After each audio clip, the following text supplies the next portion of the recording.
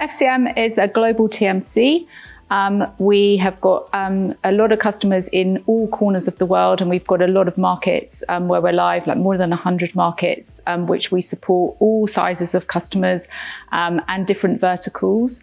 And we really try to position ourselves as an alternative TMC, an alternative to perhaps the historical mega TMCs. And then we've got the newer, sort of more tech-savvy companies coming along. And we position ourselves as an alternative in terms of our approach to content and technology, but also in terms of how we really try to find solutions for our customers.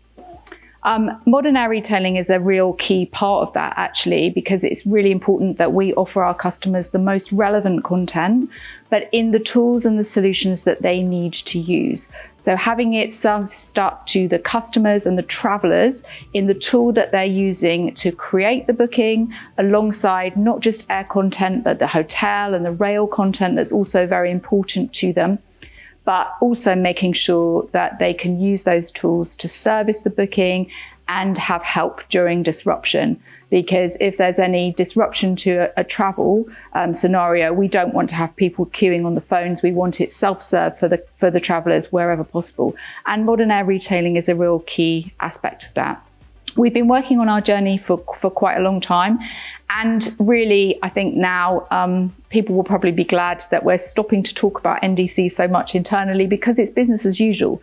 We've got it live in most of our markets for the large airlines who have embraced the solution in the online booking tools that the customers really need to use on a day-to-day basis. So we're continuing to expand it, finesse it, and grow it. But a lot of the heavy lifting has now been done, which is fantastic.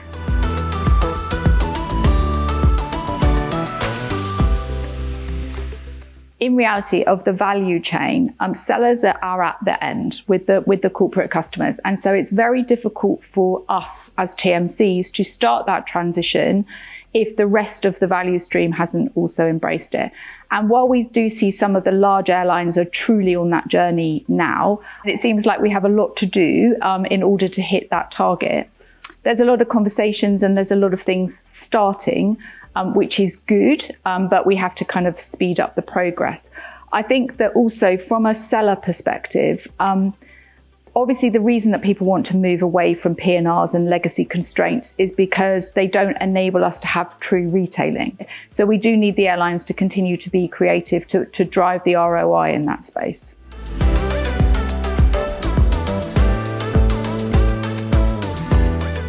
If I think about what travelers want in a corporate space, for example, if your corporate policy only allows you to book economy, but you really want to go in a premium cabin, being able to have a company form of payment for what you're allowed, add your own personal form of payment for the upgrades that you want, different payment gateways and stages throughout the life cycle of the booking, but still enable it all to be touched and serviced in one place, I guess with a single order concept, that still doesn't really exist. There's a lot of demand for that from the traveller perspective, but it hasn't really come through from the airline perspective. And so that would be a really good use case if we could push that forward.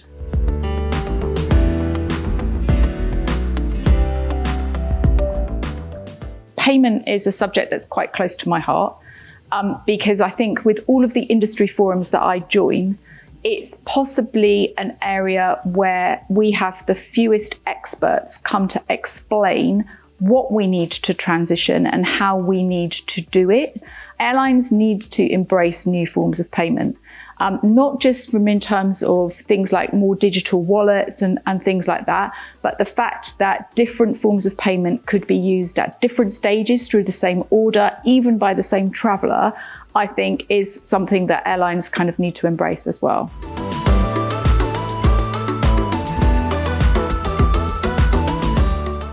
Actually, throughout the modern air retailing journey, our relationship with the large airline partners has really transformed. Historically, it was a much more of a commercial or contractual relationship that would have been run by our supplier teams. Now, within our distribution teams, we have conversations with the distribution teams of all of the big airlines, which helps them really understand what is important for a corporate customer any sort of remaining challenges that we're seeing, and understand why that is so important. So it's really sort of getting to the tail end of the things that need to really transition, really.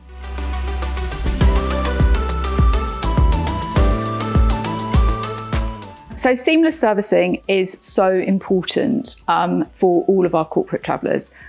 We see frequent big events happening in terms of things like earthquakes or fires at airports and things like that, where there's a lot of disruption.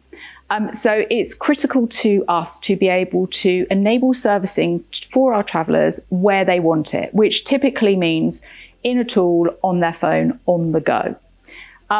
So omni-channel servicing is becoming more and more important. Now, I am really pro that because it improves the experience for everybody. However, at the back end of it, we cannot forget that we still have a responsibility to report on the transactions for corporate customers and manage duty of care. So what I really need to continue to push is airlines need to make sure that regardless of who touches the booking and where it's touched, we still do not lose sight of that. And so the advancements away from neutral ticket stock towards an airline-owned ticket stock has got to be a transition that's really important to that, because travellers can't accept the fact that they called the airline and the booking's serviced in the way that they want, but now, I'm sorry, we can't change the rest of the booking, or we can't report on it for you because the airline has effectively owned that booking. So personalization, I think, for me, is probably less important than truly enabling that seamless servicing. There's a lot of things that don't work in Edifact, but we always gloss over those. The ability to make NDC and modern air retailing actually much better is just like an opportunity waiting to happen, I think.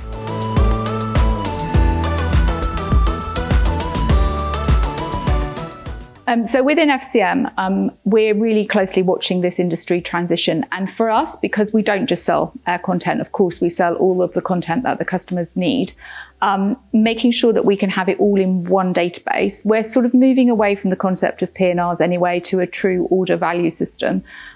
So this is a really important part of it. I think that the transition seems to be making progress everywhere.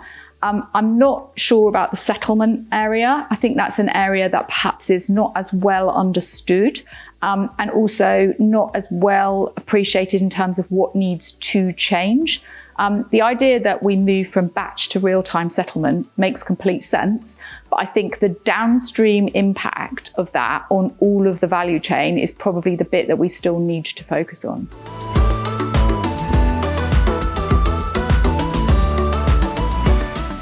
I think that from a TMC perspective, the functionality and the content that can be provided for all the airlines is super important. That means more to a corporate customer than a version, for example, that the airline is using. So I think if there are any airlines who are still thinking about what are they going to do, where do they start on the transition to modern air retailing, think about who your customers are and what you want to deliver to them, and just deliver that in the most standard way possible. I would say don't get hung up on, are you adopting the latest version? Do it in a nice standard way, and your adoption will be much, much easier for the rest of us than if something is different and it just takes a long time to transition.